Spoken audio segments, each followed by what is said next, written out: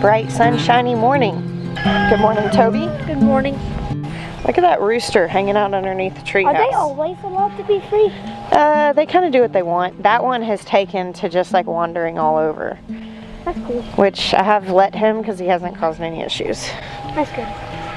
One of the ones that primarily stays in this yard is kind of mean. He hasn't been so bold as to like fully attack somebody, but I can tell he wants to. He wants to. Like the way that he looks at me sometimes and he starts like strutting around, and I can tell like he's threatening, and that would be a bad move for him. I remember when Ben got attacked by a rooster and then we ate him the next day. So. Yeah, that's true. Whenever, especially when my babies were little, I just kept a very strict zero tolerance policy for mean roosters because I didn't want my kids traumatized, you know, like going outside and having an animal attack them. And a rooster can actually do some real damage. I mean, they have like razor sharp spurs on their legs, but we would call it mean rooster stew when we had to process a rooster because he was mean. Good morning. I'm later. She's huge. I'm later than Maya getting out here. Good morning, sir. Good morning. You got out here earlier than me. Yes, ma'am. Your cow? My cow. Yeah, you have one cow. The one that you don't like dealing with is mine. Well, I didn't think about it like that, but Hope is a little heifer. Technically, she's the most mature cow we have. Well, life is like a circle. She circled back to being a heifer. Why? What did she do? She refuses to like let milk down. Right.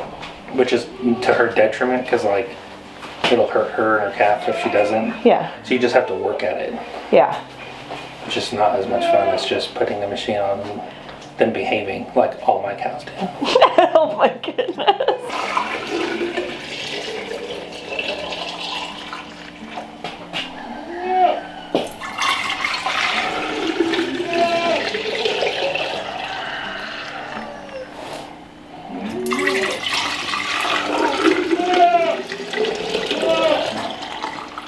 How many gallons are you getting every morning right now? If Hope cooperates, we get 5. If she doesn't, we get less. I think she didn't cooperate this morning. So we'll see how many she fills up. So at least we'll have 4 from this morning probably. Nice. Good morning, girls. Good morning. Hey, Will. What you got? Some Nanking cherries. Nice. I sat in the garden and ate a bunch of those yesterday. Have you tried any?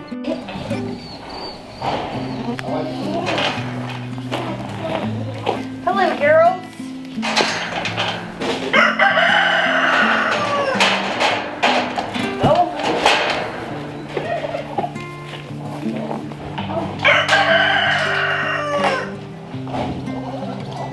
What's my favorite animal in the farm? Yeah. Don't let the goats hear you say that. What? So don't let the goats hear you say that. I'm joking. Goats aren't going to get upset.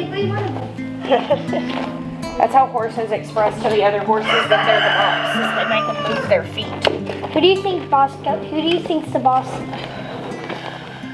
I'm pretty sure Bosco is the dominant one. I don't know. Haley, I've noticed too, has a little bit of pushiness. Paisley might become dominant. You know, Paisley kind of is, but not really, no. Bosco's really kind of the boss of the pasture, the master of the pasture, as we say. Yeah, and then the cows are just here to be here. They have their own language. When they start nipping at each other and making each other move around, that's horse for I'm in charge of you. But they're prey animals, you know, so it's important for them to have a hierarchy of dominance so that if there's ever a threat, they know who to follow. Also, Gabe knows his dominance around the horses they know to listen to. Because like one of them was trying to like hit the fence and he went and they walked away. Gabe tells the animals what's up. Gabe's cool. Dave is the master of the pasture. Dave is the master of the pasture. And Bosco is the master of the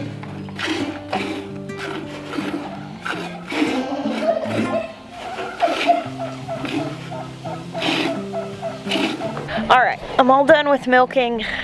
I'm heading out to the garden Toby went inside. I don't know how much longer the chamomile is going to last. It's starting to get a lot of bugs on it.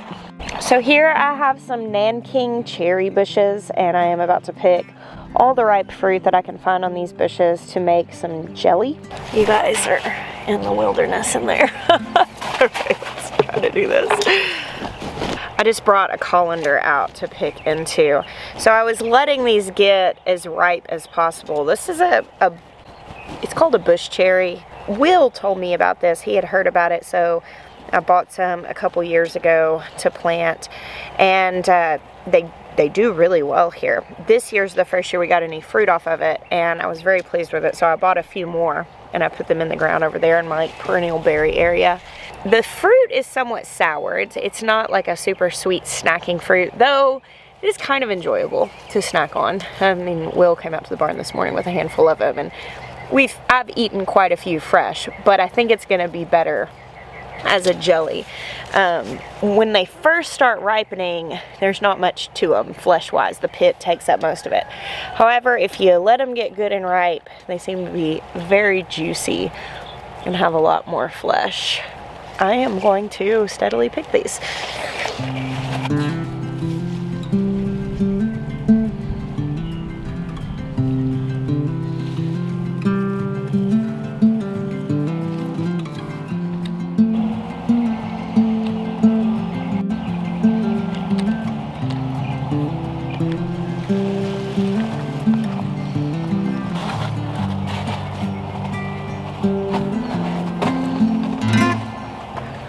So I wasn't really sure how many of these I was going to end up with. I knew it was going to be a ton. And I actually had to go buy some mason jars yesterday. I haven't had to buy mason jars in quite a while. I've got a very big collection of mason jars.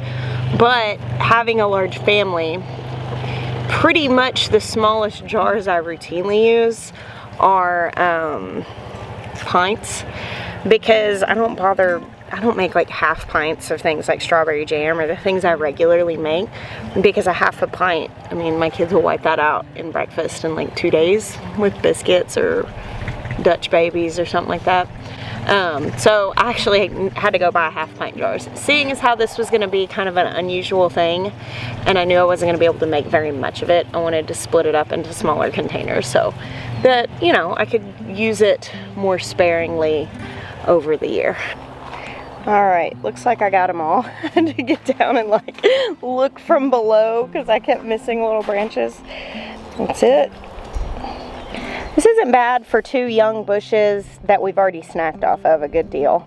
As I said, I knew this was going to be a small batch. Now, I planted, I think, 4 more of these bushes.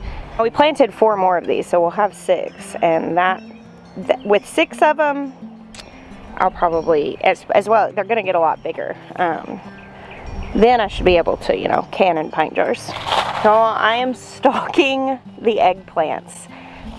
Truth be told, this is the thing I'm most excited about in the garden right now. Don't tell the tomatoes, but I kind of got on a little bit of a fix at the end of last summer, making baba ganoush with eggplant, like roasted eggplant dip.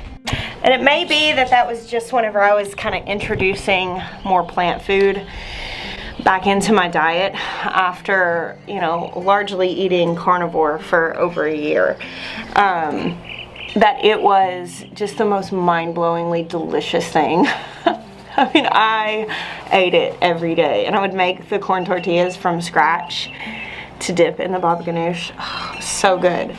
But I didn't really like fall in love with that till towards the end of the season. So I ate it a whole lot for about a month and a half, and then it froze and the eggplants died. I've thought about it since then. And of course I could just go buy some eggplants at the store, but I prefer to wait for things like that and let the garden give them to me. Let the garden be the one that provides the great pleasure of foods that I'm fixated on. I actually read this book over the last few weeks, and it's called We Are What We Eat by Alice Waters. If you're looking for a good book, the audiobook she reads, which is really cool, it's not a long book. I actually ended up buying a paper copy. I started with the audiobook, and when I really love books, a lot of times I'll get a paper copy to put on my shelf, but I'm trying to decide exactly what to say about this. years ago, like before I really ever started gardening, I read a book by Barbara Kingsolver called The Animal Vegetable Miracle that just blew my mind. It totally just changed my view on food. It's fueled largely my desire to garden. And, you know, I ordered my first heirloom seed catalog after reading that book, to give you some context of the influence that book had on the trajectory of my life. This Alice Waters book, it was a different kind of impactful, because so many of the things that she was saying, I've been saying for years. It's the way that I feel already. But when you hear somebody with such incredible life experience, she's the restaurateur that opened Chez Panisse, kind of validating the way that you feel and how you're choosing to live your life, it's just very fueling. So if you're looking for a really inspiring read, that's definitely one. You know, things like this. This is not a huge production on my farm. I mean, I'm probably going to get like just a handful of jars of jelly out of this. And I'll probably give at least one of those to Will, since this was, you know, his idea to bring this in. And I like to share things with him that, you know, he helps make happen. So it's not going to be a lot. And it would be easy if you're just in the production mindset to act like this isn't worth it. But this is the spice of life, like variety and getting to try new things and have adventures. And I want to use it very mindfully, so that's why I went and got much smaller jars, to be able to mindfully use this. There are so many opportunities for food. I mean, on our farm, obviously, there's a lot of opportunity for food. But even before, like whenever I was just foraging blackberries and I didn't have a homestead, I could have said, oh, these blackberries aren't worth it. You could go buy bags of blackberries at the store and get to the end of, you know, of this while skipping a few steps. But when you put so much value, not just in the end product, but then in the process of getting there, you put value on the things that you can't just go buy from the store. Like no pesticide whatsoever has ever touched these. The soil is rich and full of life. I have cared for it always. We got these plants in when they were like little sticks, and we've raised them up to that. There's so much process that's going into these few jars of jelly, and they'll be a very rare treat. They're not common in our kitchen because we won't have a lot of them. This is not something that you can go buy at the store. And finding value in all of those other aspects makes it worth the time to come out and pick these things and preserve them. It makes it worth the time to forage, you know, minor stuff, to make tinctures, to go and get a little bit of something that you can turn into something else. You know, I've got jars of mushrooms where I dried a few mushrooms that we found, and sometimes I'll save them till just the right application because I just so highly value that they're rare, that I don't have very many. And reading that Alice Waters book just really gave me a lot of fuel for living this way, because truly, like, choosing to homestead, or I don't know, I feel like we could use a better word for it, because I know a lot of people are adopting this mindset that never want to keep a farm, but choosing to value like slow food and choosing to value what is countercultural, it's not a decision that you make once. It's a decision that you make, that you decide to pursue, and then you make it over and over and over and over again when given more convenient options. You decide for slow when fast, cheap, and easy is so presented to you all the time. We are inundated by options of fast, cheap, and easy. But deciding for slow and simple and valuable instead, it changes everything.